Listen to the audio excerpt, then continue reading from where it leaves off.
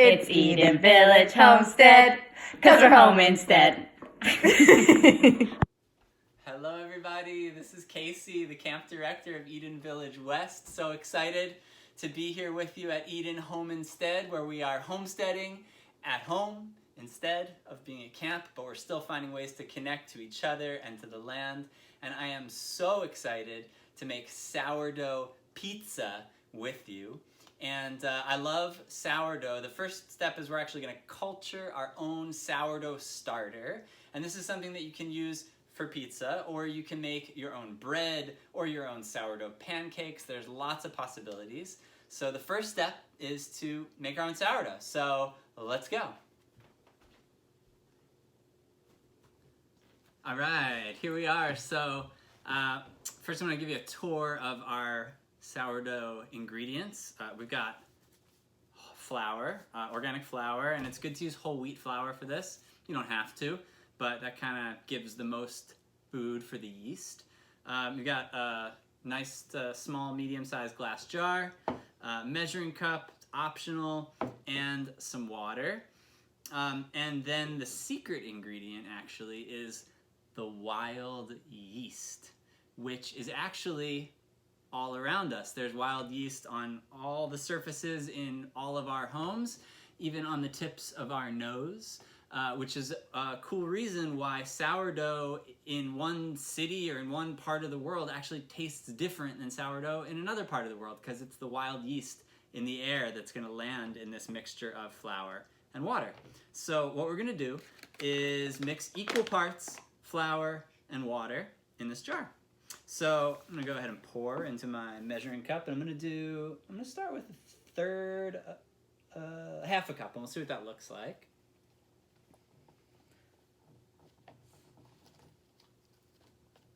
All right, so I spilled a little bit on the table. If you don't spill some, it doesn't count as cooking. Okay, so we've got about a half a cup. I'm going to go ahead and put that in the jar. Yeah, that looks like a good amount. And then I'm going to do the same amount of water, half cup. And mix it in.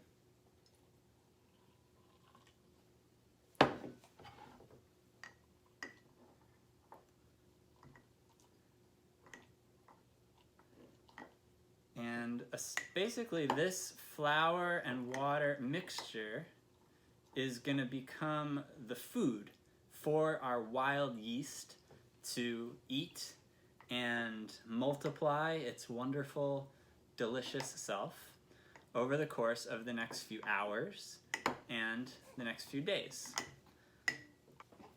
All right, so now our mixture of equal parts flour and water is well mixed, and what we're going to do is cover it and let it sit out in a warm place in the kitchen. And you can cover it with just the top part of the mason jar and just sit it on there without screwing the other piece on.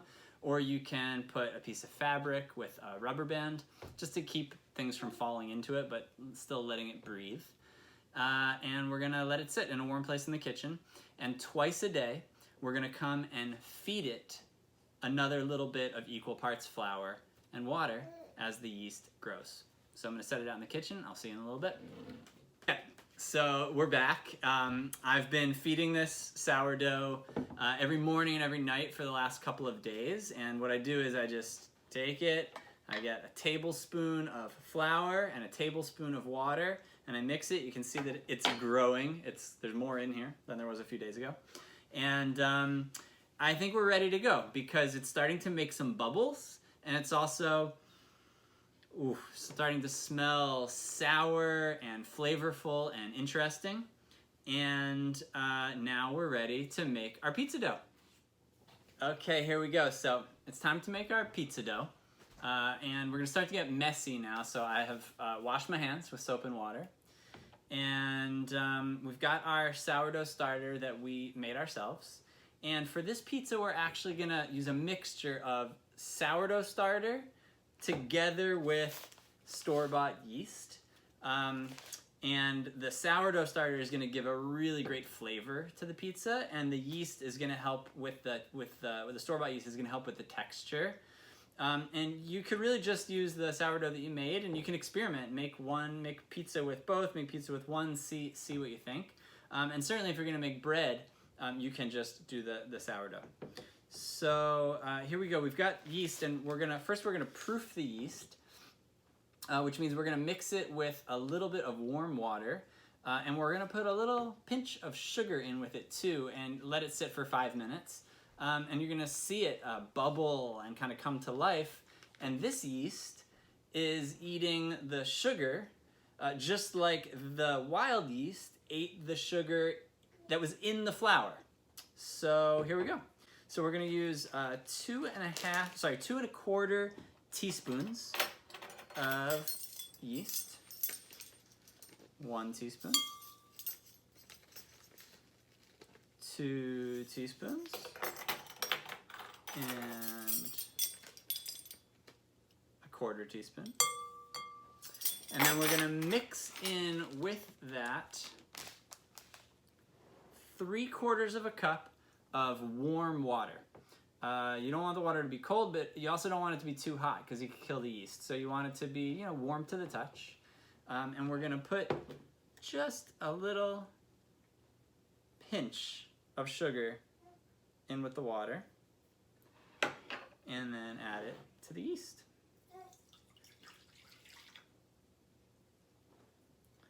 And we'll give it a little stir.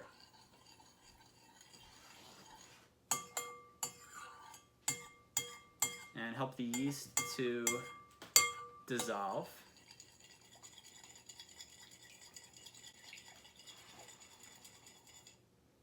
And now we're gonna wait 5 minutes. All right, here we go, making our dough. So we're gonna mix the dry ingredients together first. So in this bowl, I have 2 cups of flour, all-purpose organic flour. I'm gonna add 3/4 teaspoon of salt. Get all the salt out of there. I have 1 teaspoon of sugar and 3 tablespoons of olive oil, but I'm gonna mix the dry ingredients first.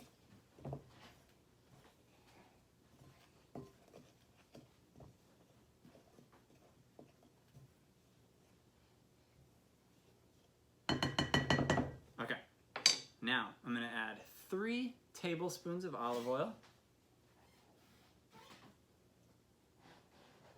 My 3/4 cup of warm water and yeast that has been sitting for 5 minutes, bubbling away.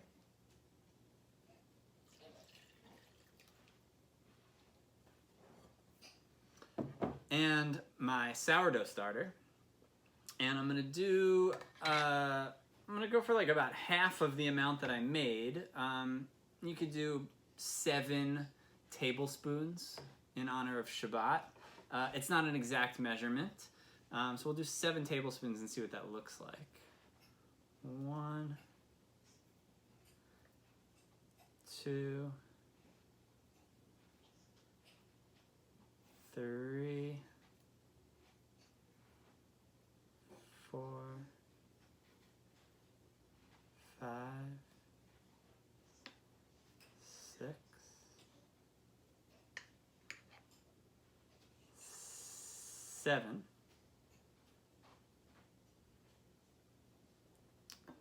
All right, and that looks perfect. That's about half of the amount that we made. Now I'm gonna feed this sourdough starter with a little bit more flour and a little bit more water in equal parts, and I'm gonna leave it out on my counter, and I'm gonna let it go for another day or 2, and then make bread with it.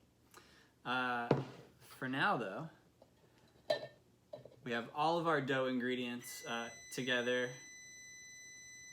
That was my oven coming to the right temperature. For now that we have all of our dough ingredients in this bowl, I'm gonna mix them all together, and then I'm gonna prepare my table to knead this out. So we have all of our dough ingredients all mixed together. It's a wet dough, and I've switched from a spoon to a spatula. And I'm gonna get some flour on the hands and some flour on my work surface, which I made sure was nice and clean. And then we're gonna get kneading with our dough. So I'm gonna get some flour on our table. And a little bit of flour on my hands.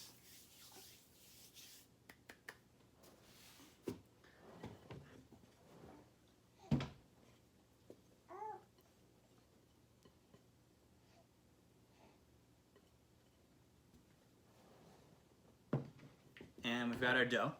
And I'm gonna start to knead it, and if it's a little too wet and sticky, I can always add a pinch more flour and a pinch more flour as I go until it is a nice consistency. So here we go. I can tell I need a little bit more flour on the hands.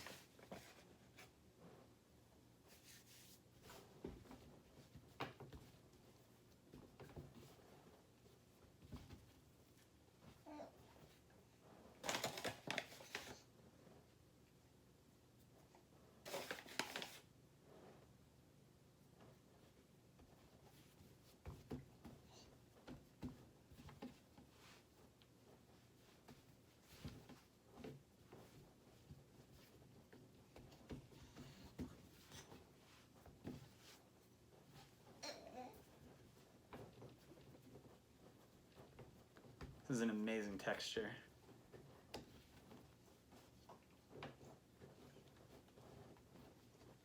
And it's just dry enough that it's not sticking to me or the table. Tiny bit more flour.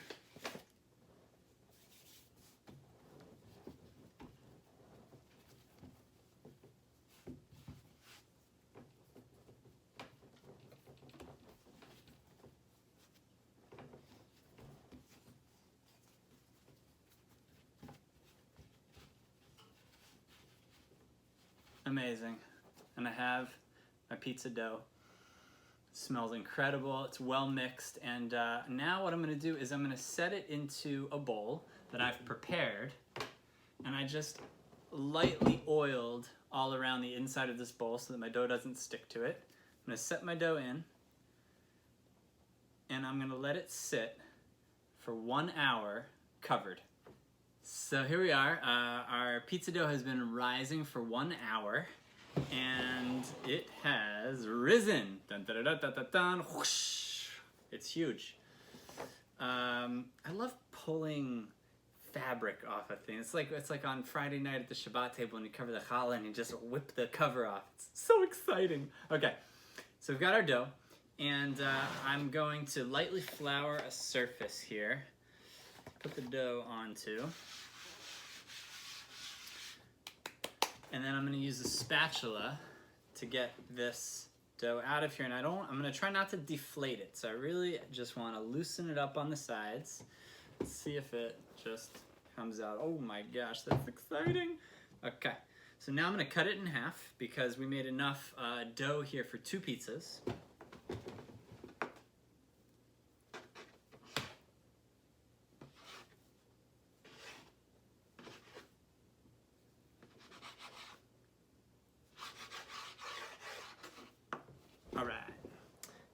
Carefully, I'm going to take one of our pizza doughs and get it back into the bowl for later.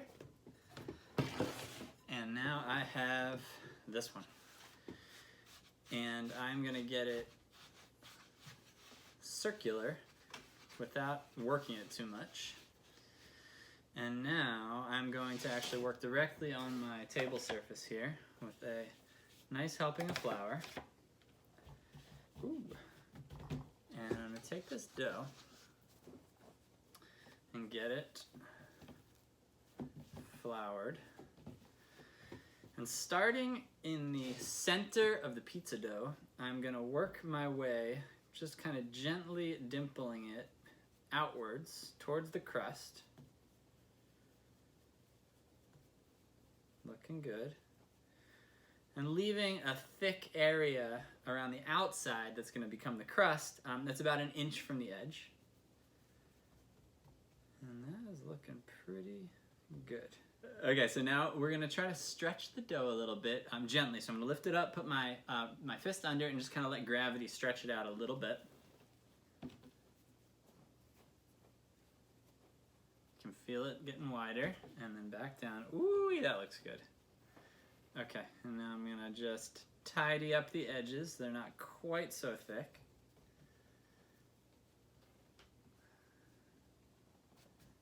And we're ready for toppings. Okay, in full transparency, I do want to let you know that the first time I tried to do that move with the fist under it, it just got so thin that it opened up in the middle and my hand went through it. So you kind of want to find a balance at this point. You want to stretch it as thin as you can without it ripping. So you can kind of do it a little bit on the table, just kind of like lift and pull at the spots that are still a little bit thick, and you know, you'll kind of get the feel for it. All right, so now it's ready for toppings. So I've carefully transferred the stretched out dough from the table into this pan, and it was a little tricky actually to not rip the dough. So we kind of lifted it up, and two of us did this, and just kind of carefully put our hands under it and got it here without ripping it. And so you can try it, and you can also do the steps that I just did directly in the pan instead of on the table to make it a little bit easier. And now we're gonna go get our toppings. All right, so first for our toppings, I'm gonna put a little bit of olive oil just around the crust, around the edges. So I'm gonna carefully pour it, not too fast.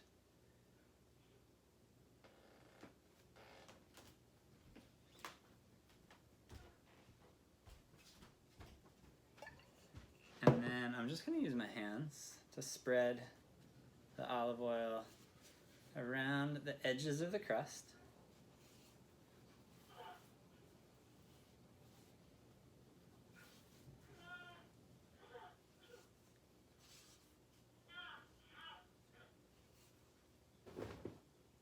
And after the olive oil comes the pizza sauce. There's a temptation to use too much sauce, which is gonna make our pizza a little soggy.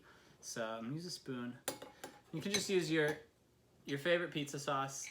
This came from a can, but you can also take whole tomatoes, and whole stewed tomatoes, and mash them into a sauce, and add some spices, add some oregano or thyme. I'm actually gonna get some oregano from my garden and sprinkle it on the end, at the end.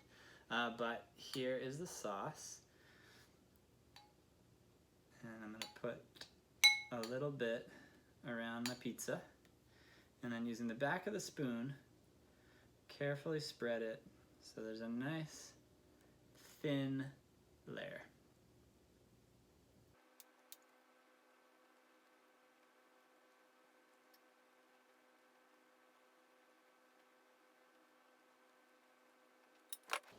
Voila. And I've got two different kinds of mozzarella cheese. I have like a harder shredded mozzarella, and then I have a softer, like bigger piece of mozzarella that I've cut into slices. And I'm gonna put this just in a few different spots throughout.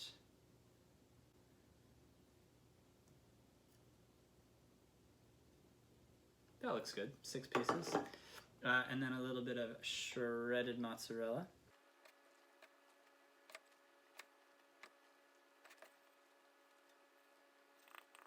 It's kind of the perfect amount. And we are ready to bake. So I just picked up, just harvested some sprigs of oregano from my garden. And you can top the final toppings on your pizza, anything you like. I'm gonna keep it simple and just use a little bit of freshly harvested oregano. All right, oof, that oregano smells really good. Herbs like oregano and thyme are actually really easy to grow. We have a little herb garden outside of our kitchen, and they're super easy to grow. And fresh herbs just have such a special flavor. Okay, so now we're really ready to bake this pizza. We've been preheating our oven again at 500 degrees, which is the highest temperature that my oven goes to. The hotter the better for pizza. And in terms of time, every oven is a little different. So mine, takes about 10 minutes. I'm gonna keep an eye on it, and want to make sure that the crust is just starting to get like a golden brown. Obviously I don't want to overcook it, so 10, maybe 11 or 12 minutes, but I'm going to keep an eye on it, and then we'll be ready to rock. All right. I thought I'd get a little shot here of our pizza cooking in the oven. I was very tempted to open the door and check on it, but then I remembered you actually want to keep that oven as hot as possible. So instead I turned the oven light on, and look at it go. Look at that. Thanks so much for tuning in, and I'm really excited to eat this pizza, and I'm also really excited for you to make your own sourdough pizza. and it's just amazing to like be involved in the in so many parts of the process. At camp, we grow a beautiful field of wheat and harvest it and thresh it and winnow it and grind it and make pita and pizza with wheat that we harvested ourselves. But the process of culturing the wild yeast all around us into my own sourdough just adds like such an extra spice to my gratitude for this delicious feast. So with that in mind, I'm going to say Hamotzi.